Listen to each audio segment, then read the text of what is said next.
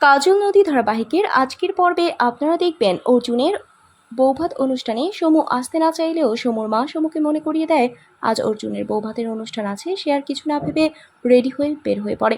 এদিকে কঙ্কাকে অনেক কথা শোনায় আবারও মহিলারা গয়নার জন্য। এবার অর্জুন চুপ করে বসে না থেকে সবাইকে আচ্ছা মতো কথা শুনিয়ে দেয় আর সবাই চুপ হয়ে যায়। এদিকে অর্জুনের ছোট বোন আগে থেকে মনে মনে সমুকে ভালোবাসতো, সেটা কি করে আজ সমুকে বলবে সেটাই ভেবে পাচ্ছে না।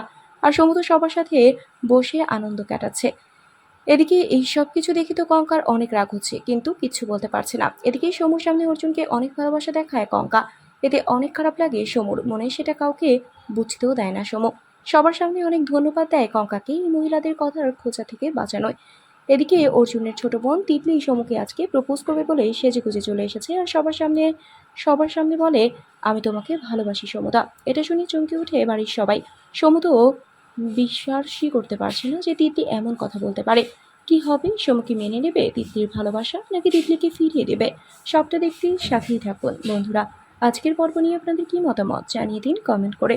নিয়মিত সিরিয়ালের আপডেট পেতে আমাদের চ্যানেলটি সাবস্ক্রাইব করে সাথেই থাকুন। ধন্যবাদ।